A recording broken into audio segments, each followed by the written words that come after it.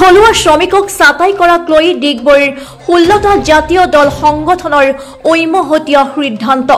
mineral oil works ইউনিয়নৰ সভাকক্ষত বিভিন্ন জাতীয় দল সংগঠনৰ নেতৃত্বৰ সৈতে ঠিকা শ্ৰমিক সংগঠনে বুধবাৰে আলোচনাত মিলিত হয় ডিগবৈ শোধনাগাৰটোত গাড়ী যোগান ধৰা ঠিকা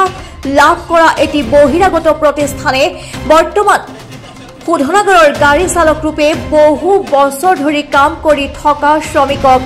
ছাঁটাই কৰিছে আৰু প্ৰতিষ্ঠানটোৱে বহিৰাগত শ্ৰমিকক নিযুক্তি দিছে যাৰ ফলত স্থানীয় ঠিকা শ্ৰমিকসকল জাঙুৰ খাই উঠিছে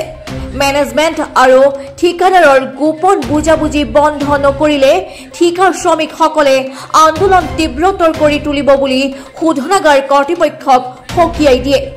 মিলিত হৈ আজি ডিগবৈ জাতীয় দল সংগঠনক লগত লৈ মিনাৰেল অইল ৱৰ্কছ ইউনিয়নৰ কাৰ্যালয়ত এখন আমি যৌথ সভা পাতিছো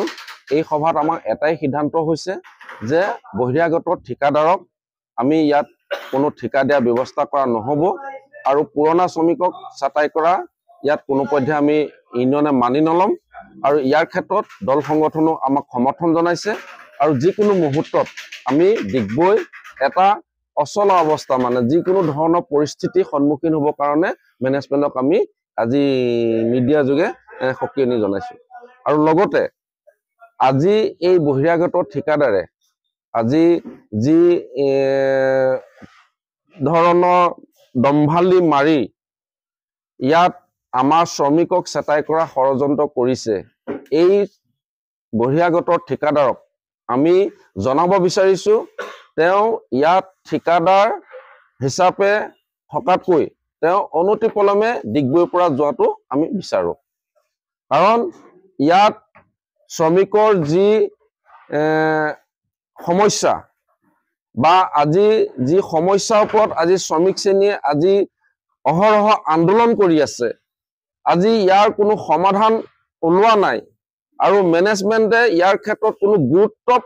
দিয়া নাই তেনেস্থলৰ ভিতৰত আজি ডিগবৈ ঠিকা শ্ৰমিক ডিগবৈ দল সংগঠন মিলিত হৈ অহা দিনত যিকোনো আন্দোলনৰ কাৰ্যসূচী আমি হাতত ল'ম এই কাৰ্যসূচীৰ কাৰণে আমি আজি আপোনালোকৰ যোগেদি জনাই দিছো এই আন্দোলনৰ কাৰ্যসূচীত যদি কিবা সমস্যা সমাধানো নহয় কিন্তু তাতকৈ কিন্তু গোটেই ডিগবৈ জনসাধাৰণক লগত লৈ এটা ভয়ংকৰ আন্দোলন সৃষ্টি কৰিম আৰু লগতে এটা কথা ক'ব বিচাৰিছো ইয়াৰ যি জাতীয় সমস্যাও আছে এই সমস্যাবিলাকো সমাধান কৰাৰ ক্ষেত্ৰত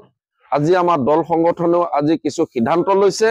এই সিদ্ধান্তবিলাক আমি মেনেজমেণ্টৰ ওচৰলৈ লৈ যাম আৰু মেনেজমেণ্টক আমি দাবী জনাম যদি মেনেজমেণ্টে যদি এই সমস্যাবিলাকৰ ক্ষেত্ৰত আগবাঢ়ি নাহে সমাধান কৰা ডিগবৈৰ পৰা বিনন্দ কোঁৱৰৰ ৰিপৰ্ট জনজাগৰণ লাইভ এনি